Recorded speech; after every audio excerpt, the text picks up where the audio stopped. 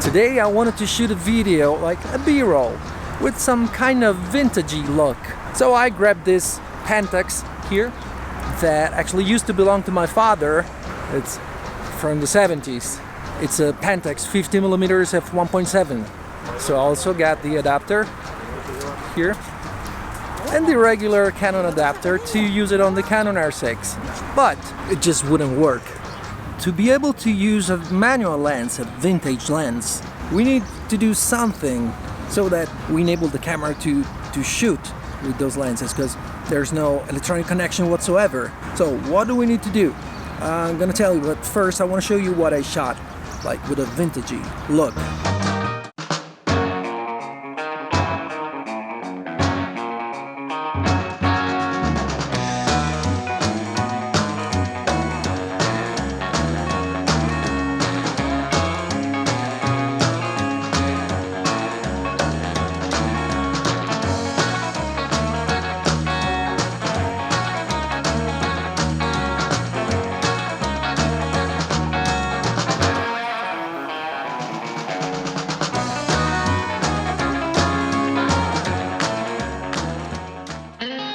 What's up guys, Dan Furlani here and welcome back to a new video. If you're new to this channel, there's one thing you need to know. I make videos with and about the Canon 90D, the Canon EOS R, the Canon M50 and the Canon R6, which is filming right now, by the way.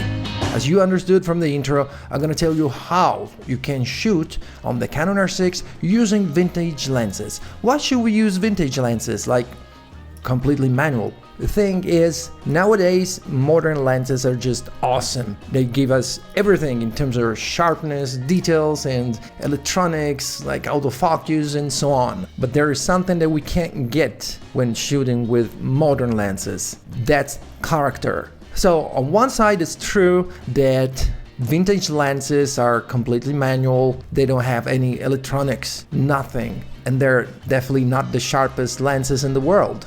So why should we use them? Because of their unique look. But okay, how do we do that? Okay, in this case, today I used a Pentax. Here it is.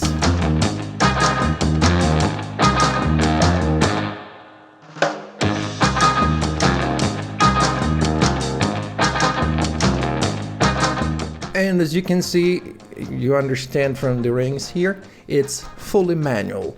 There's the aperture ring that you can control like this.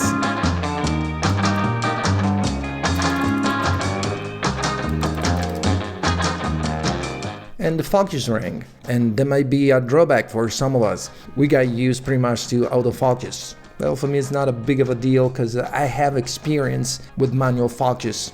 So how do we connect? How do we use this lens on the Canon R6? Well, I needed this adapter, like really affordable. I don't know if I paid it something like 10 bucks. You attach it to the lens and then you attach it to the Canon adapter to adapt EF and EFS lenses to RF cameras like the R6 and you're good to go. Actually not yet. Why?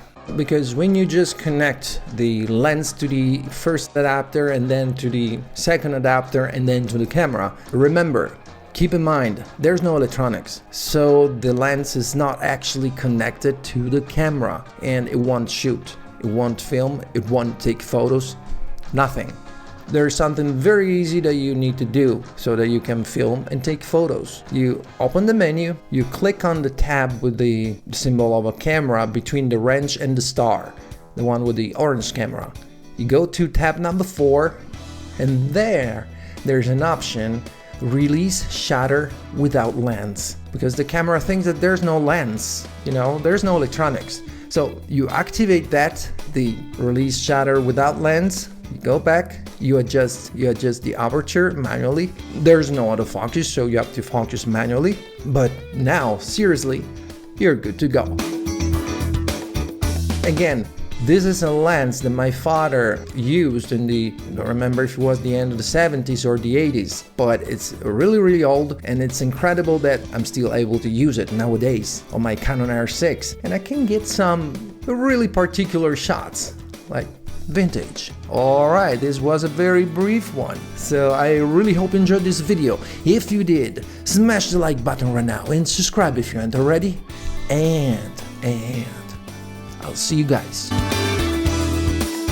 the next video. Oh yeah.